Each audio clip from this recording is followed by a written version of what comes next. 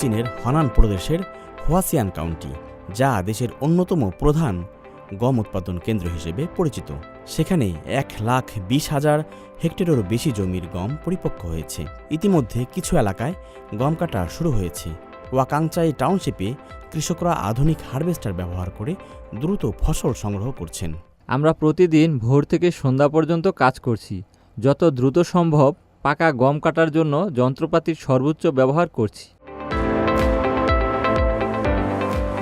গম কাটার এই গুরুত্বপূর্ণ সময়ে স্থানীয় প্রশাসনও নানা সহায়তামূলক ব্যবস্থা গ্রহণ করেছে।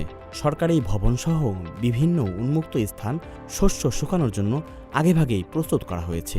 পাশাপাশি স্বেচ্ছাসেবক দল গঠন করে কৃষকদের প্রয়োজনীয় সহায়তা দেওয়া হচ্ছে, যাতে পুরো কার্যক্রম সুশৃঙ্খলভাবে সম্পন্ন হয়।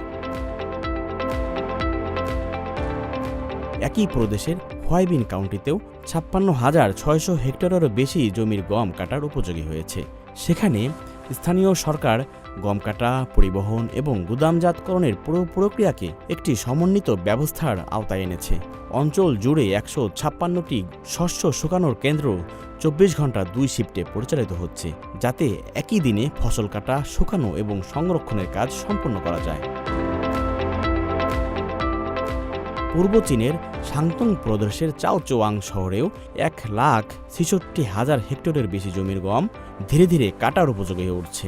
অনুকূল আবহাওয়ার সুযোগ কাজে লাগিয়ে স্থানীয় কর্তৃপক্ষ গম কাটার কাজে প্রয়োজনীয় সব ধরনের যন্ত্রপাতি ও জনবল মোতায়েন করেছে। বর্তমানে কম্বাইন হারভেস্টারই গম কাটার প্রধান ভরসা। একটি যন্ত্র দিনে 100 মুড়ও বেশি জমির গম কাটতে পারে, যা কৃষকদের দ্রুত ফসল বাজারজাত করতে এবং আয় বাড়াতে সহায়তা করছে। অন্যদিকে পূর্ব চীনের আনহুই প্রদেশের সিসিয়ান কাউন্টিতেও 1,16,000 হেক্টরেরও বেশি জমির গম কাটার মৌসুম শুরু হয়েছে।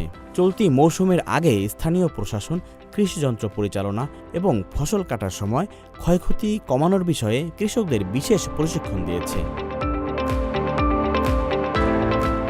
কৃষিতে যান্ত্রিকীকরণ ও বিজ্ঞানভিত্তিক ব্যবস্থাপনা চীনের খাদ্য উৎপাদন ব্যবস্থাকে আরও শক্তিশালী করছে।